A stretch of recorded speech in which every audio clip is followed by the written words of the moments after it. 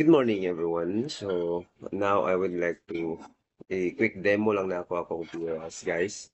So sa homepage, makita na ako tanan akong mga total orders, total payment, total debts, online order, online amount, pending amount, total revenue, total expenses, cash variance, total CA, cash advance sa mga employee, total users, and total salary net amount.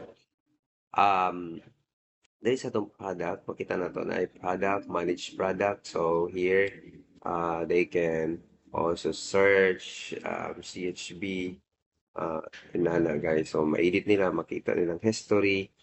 And also na ako'y view labels, history, and things like that. So diri po, pwede po nila order na, diri sila always maka-order sila dira permi and pwede po sila maka-order online. So mo siya ang cashiering. Diri ang general statistics, makita niya ang weekly, monthly, and yearly statistics, sales report, makita nila mga report and sales details, inventory report, top sold, and KPI sa employees. So, tatlo ko lang ang KPI. Pakita lang na ako. So, mga inani guys, bitaw. So, on the weekly. So, makita na to ang last week, let's say last week, makita na to ang ibuhat ni Jerry Caburnay and Tony pila ka buhok ang na-deliver. So, sample, pwede na to i-tracking ang sa ating sa balas and everything, things like that. So, muna siya ang check out. Let's say, mag-check order siya. And pwede niya i-check out diretso or pwede niya i-set ang customer and pwede po siya utang. Maset niya po sa customer. Okay? And then, so, overview lang guys. And then, reports is, open na. Diha, and then, mo na siya ang pag-manage sa employee. So, hello block production. Kita na ko ang hello block production, load production tracking, like ang mga mini-dump, dump truck, makita kung pilang ginansya sa utang, kini sa mga utang. And, pwede po, naabot tayo payslip, makita po na to.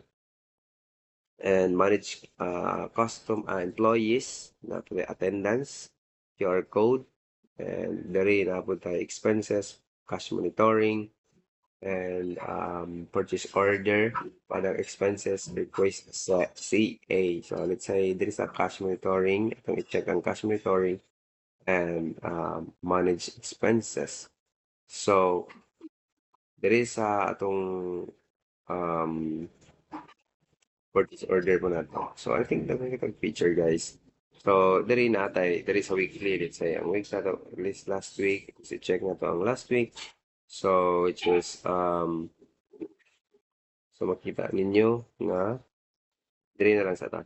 So, muna siya ang purchase order. So, nga approve na, nga receive, and para nga approve. So, receive na yan, i-check kung na-pay na ba, nabayaran na. And there is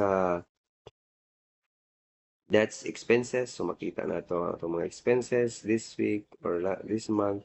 So, makita na to ang mga expenses. So, 339,000. So, natin mga supplies and personal and everything. Cash, I mean, let's say, itong last 18, makita na to ang sales, electric cash, bank, debts, and expenses and everything. Things like that. Payslip, makita na to ang payslip dire generated na. So, pwede na to i-print diretso ang payslip.